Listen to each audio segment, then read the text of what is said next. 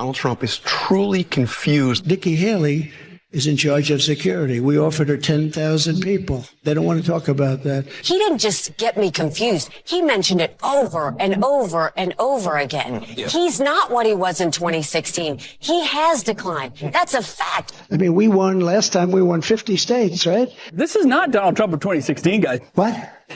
What is? If he's off the teleprompter, he can barely keep a cogent thought. I mean, that's just fact. We are an institute and a powerful death penalty. We will put this on. I think he's declining. I stumbled and mumbled purposely. A very big hello to a place where we've done very well. Sioux Falls. Thank you very much, Sioux Falls.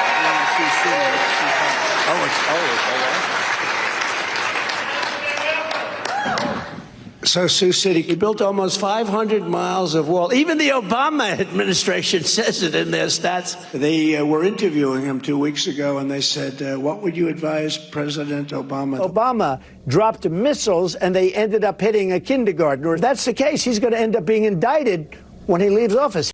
What's up, everybody? Major Retired Richard Ojeda here, and MSNBC's Jen Psaki slammed special counsel Robert Hur for focusing solely on criticizing Biden while ignoring Trump's own gaffes and inaccuracies. By showcasing Trump's mistakes alongside the special counsel's scrutiny of Biden, Psaki exposed the inconsistency and bias in Hur's investigation. They never report the crowd on January 6th. You know, Nikki Haley is in charge of security. We offered her 10,000 people. A lot of people saw those documents. They didn't see the ones we had. We had them locked up, and we had Secret Service all the time. In past video clips, Trump made incoherent statements and displayed confusion about basic facts, raising doubts about his own cognitive abilities. Psaki used these past mistakes to criticize special counsel Robert Hur's assessment of President Joe Biden's memory. Hur's report, released last week, raised concerns about Biden's ability to remember key details during his questioning. Because Trump's gaffing is not even close to what the biggest risks of electing him are. And if we continue to focus on questions like who is the bigger gaffe machine or what is the mental acuity difference between a 77-year-old and an 81-year-old, then we are all doing something very wrong. That is not what this election is about. Because in this election, one of the two candidates fomented an insurrection, didn't lift a finger to stop an angry mob from his supporters from storming the Capitol, or step up to do anything when they were openly threatening to hang his very own vice president.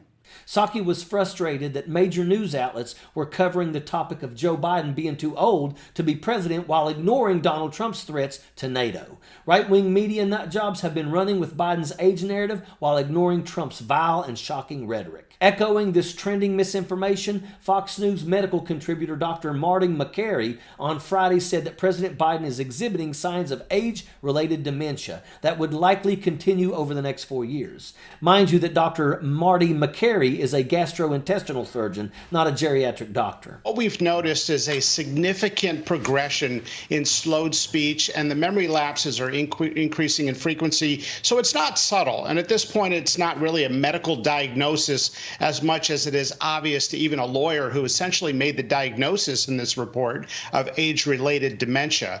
Makary said that the president is experiencing clear age-related dementia.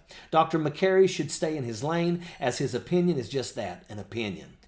While Biden gets a lot of attention and worry about his fitness to lead, Trump hasn't faced the same level of scrutiny, despite making mistakes and showing lapses in judgment. The scrutiny on Biden's aging compared to Trump's reflects biased perceptions and unfair standards. While Biden's physical changes or occasional slips are magnified, Trump's spray-tanned appearance and orange-dyed comb-over attempts to hide any signs of aging go unchecked. Despite both being in their 70s, Biden faces more criticism about his age and mental sharpness, while Trump escapes similar scrutiny. Biden's attempts to address doubts about his age are met with concern, while Trump's delusional rants are dismissed and downplayed.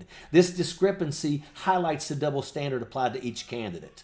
Despite his claims of success, Trump's presidency was marred by numerous scandals, divisive rhetoric, and damaging policies that undermine democratic institutions. Trump's role in inciting the January 6 Capitol insurrection represents a grave threat to the foundations of democracy. His attempts to overturn the election result and subvert the will of the American people demonstrate a blatant disregard for democratic norms and principles. Furthermore, Trump's lack of accountability for his actions sets a dangerous precedent for future leaders. By condoning his behavior and overlooking his abuses of power, we risk normalizing corruption and authoritarianism in our political system. It's imperative to confront Trump's tainted legacy head-on and ensure that he is held accountable for his actions. Only by facing the truth about his presidency can we safeguard democracy and prevent similar abuses of power in the future. And that is an absolute fact. Sappers clear the way, airborne all the way.